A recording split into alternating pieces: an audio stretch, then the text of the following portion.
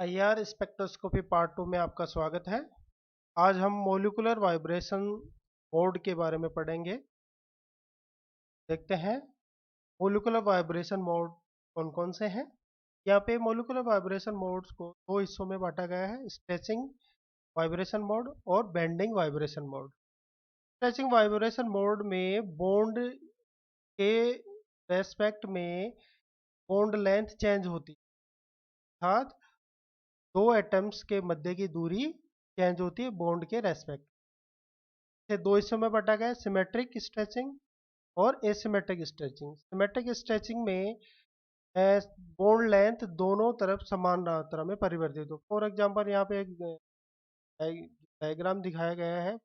आप मान लीजिए आपने दोनों हाथ फैला के खड़े हुए हैं और आप एक बार लेफ्ट और राइट दोनों हाथों को एक साथ शरीर से दूर लेके जाते हैं, एक साथ शरीर के पास लेके आते हैं। यहाँ पे आपके शरीर, जैसे कि यहाँ पे सी लगा हुआ है और यहाँ पे ओ ऑक्सीजन लगा हुआ है, तो आपके शरीर और आपके हाथ के मध्य, दोनों हाथों के मध्य की समान मात्रा में परिवर्तित हो रही है, तो symmetric stretching.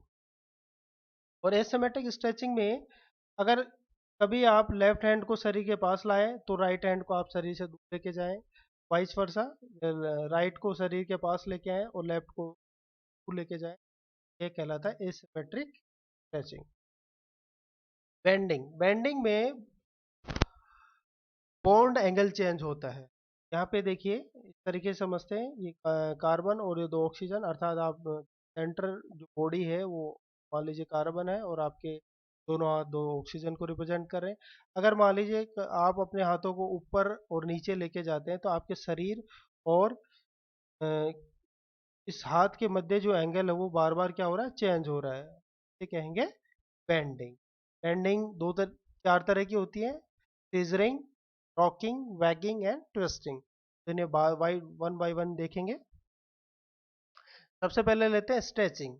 Change in the inter atomic distance along bond axis. Bond axis के रेस्पेक्ट में इंटर एटॉमिक डिस्टेंस क्या हो, बदल रही हो, तो वो कहलाती है स्ट्रेचिंग। इसे दो हिस्सों में बटा है, सिमेट्रिक स्ट्रेचिंग और एसिमेट्रिक स्ट्रेचिंग। तो सिमेट्रिक स्ट्रेचिंग क्या होती है, अगर समान मात्रा में the both side atoms move away from over towards the centre. यहाँ पे बिल्कुल एक ब्लैक बॉल है और एक रेड बॉल है, एक ब्लू बॉल है। अगर ब्लू और रेड बॉल एक साथ ब्लैक बॉल से दूर जाएं और एक साथ ब्लैक बॉल्स के तरफ आए तो ये सिमेट्रिक स्ट्रेचिंग कहलाती है। इसे हम इस वीडियो के द्वारा अच्छे से समझ पाएंगे। ये देखिए, रेड बॉल से दोनों व्हाइट बॉल एक साथ दूर जा रही है और एक साथ रेड बॉल की तरफ आ रही है। तो इनके मध्य जो बॉन्ड है वो दोनों समान रूप से परिवर्तित हो रहा है, एक साथ परिवर्तित हो रहा है। इसे कहेंगे सिमेट्रिक ट्रेसिंग। बार बार दोनों एक साथ दूर जा रहे हैं और दोनों एक साथ पास आ रहे हैं।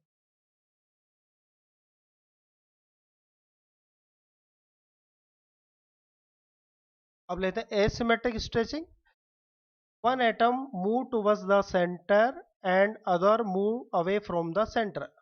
अर्थात एक एटम है वो सेंटर एटम की तरफ आए और दूसरा सेंटर एटम से दूर चला जाए तो वो कहलाता है एसिमेट्रिक स्ट्रेचिंग। यहाँ पे देखिए ब्लैक बॉल है, एक रेड बॉल जब ब्लैक बॉल की तरफ आती है तो ब्लू बॉल वहां से ब्लैक से दूर चली जाती है, और ऐसे ही अगर ब्लू ब्लैक की तरफ आएगी तो रेड दूर चली जाएगी। तो ये क्या हो रहा है, एसिमेट्रिक स्ट्रेचिंग कहलाता है। इसे भी एक वीडियो के द्वारा हम अच्छे से समझ पाएंगे।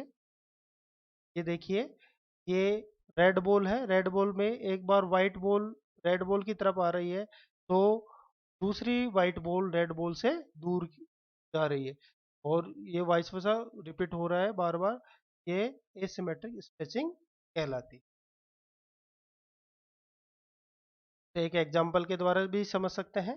जैसे H2O के अंदर सेंटर में ऑक्सीजन होता है, उससे दो हाइड्रोजन मॉलिक्यूल लगे हुए। अगर ऑक्सीजन से दोनों हाइड्रोजन मॉलिक्यूल बॉन्ड के रेस्पेक्ट में एक साथ दूर जाएं और वापस एक साथ ऑक्सीजन की तरफ आए तो ये सिमेट्रिक स्ट्रेचिंग कहलाएगी। और इसी तरीके से अगर एक हाइड्रोजन ऑक्सीजन की तरफ आ रहा हो और दूसरा हाइड्रोजन ऑक्सीजन से दूर जा रहा हो तो ये कहलाता है एसिमेट्रिक स्ट्रेचिंग। फिर दूसरा एग्जांपल कार्बन डाइऑक्साइड के द्वारा भी समझते हैं। सेंटर में कार्बन है और दोनों तरफ ऑक्सीजन लगा हुआ है, लीनियर मॉलिक्यूल है। कार्बन से दोनों ऑक्सीजन एक साथ दूर जा रहे हैं, ये एरो रिप्रेजेंट कर रहा है कि दोनों कार्बन से दूर की तरफ जा रहे हैं, तो ये कहलाता है symmetric stretching. I R inactive, ये क्या होगा, आई आर इनएक्टिव, क्योंकि के अंदर डायपोल मोमेंट चेंज नहीं होता है। इसी तरीके से अगर कार्बन, ये कार्बन है और एक ऑक्सीजन कार्बन से दूर जा रहा है तो दूसरा ऑक्सीजन कार्बन के पास आ रहा है, तो ये कहलाती है एसिमेट्रिक स्ट्रेचिंग, जो कि एक्टिव आई आर एक्टिव होता है 2349 सेंटीमीटर इनवर्स पे ये पीक बैंड देता है।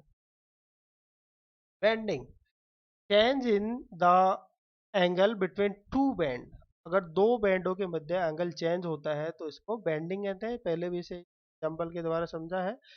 जैसे ही आप ऊपर नीचे हाथ करेंगे तो आपके शरीर और हाथ के मध्य एंगल क्या हो रहा है, बार बार चेंज होता है, ये बेंडिंग कहलाए। से हम एक एग्जाम्पल के द्वारा भी, वीडियो के द्वारा भी समझते हैं। ये देखिए, वो ये एंगल चेंज हो रहा है बार बार, दोनों वाइट बॉल पास आ रही है, दोनों वाइट बॉल दूर जा रही है, तो मध्य जो एंगल है वो क्या हो रहा है, चेंज हो रहा है। अब ये टाइप्स हैं, types of bending, scissoring, rocking, waging and twisting. इसमें से सीजरिंग और रॉकिंग क्या होता है, इन द प्लेन, एक ही प्लेन में होते हैं। और वैगिंग एंड ट्विस्टिंग क्या होते हैं, out of the plane, plane के बाहर। इनमें मोशन क्या होता है, प्लेन के बाहर की तरफ होते हैं। इन्हें और अच्छे से डिटेल से देखते हैं। Scissoring, two atom approach each other. अब यहाँ पे देखिए, दोनों balls, red and blue balls एक साथ एक दूसरे की तरफ आती हैं, तो ये कहलाती है सीजरिंग। जैसे कैंची की दोनों नोट्स आप चलाते हैं तो दोनों एक साथ एक दूसरे की पास तरफ आती हैं और एक साथ एक दूसरे से दूर जाती है, ये कहलाते हैं हम इस वीडियो से और भी अच्छे से, ये देखिए, ये दोनों बॉल्स एक साथ, रेड बॉल के साथ जुड़ी हुई व्हाइट बॉल एक साथ एक दूसरे की तरफ आ रही है और एक साथ एक दूसरे से दूर जा रही है, तो मध्य एंगल क्या हो रहा है, चेंज हो रहा है। जैसे कि कैंची चलती तरीके से हमें चलते हुए दिखाई दे, हम सीजरिंग कहेंगे। बैंड एंगल चेंजर, बेंडिंग का मोड है कौन सा, scissoring.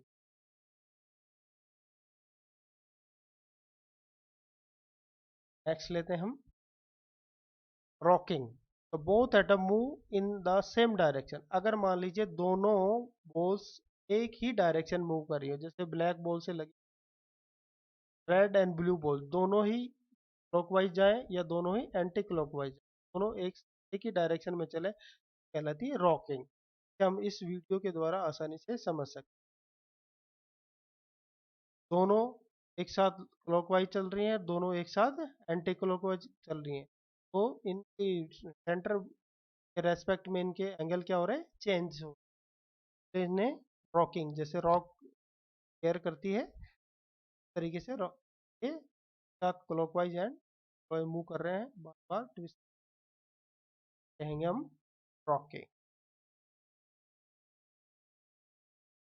Bagging, both atom move up and down the plane. अब यहाँ पे जो वैगिंग होती है वो आउट ऑफ प्लेन होती है, अर्थात दूसरे प्लेन में जाते हैं। जैसे यहाँ पे देखिए, ये ब्लैक बॉल है और ये रेड एंड ब्लू बॉल है। दोनों बॉल अगर आप सामने देख रहे हैं, दोनों बॉल आपकी तरफ आएंगी एक बार और दोनों एक साथ आपसे दूर चली जाएंगी। बार बार सेंटर एटम तो ऑक्सीजन है यहाँ पे ब्लैक वाला, ये सेंटर ब्लैक ये यहीं रहेगा। ये दोनों बॉल एक बार आपकी तरफ आएंगी टुवर्ड्स द वीवर और आपसे दूर जाएंगी। बार बार ऐसा इस तरीके से चलेंगी तो कहेंगे वैगिंग। हम और भी अच्छे देखिए, जब इनका साइज बढ़ रहा है इसका मतलब है ये आपकी तरफ आ रही है, और जब ये साइज इनका क्या हो रहा है, कम हो रहा है, ये आपसे दूर तरफ जा रही है। इस तरीके से बार बार होती है।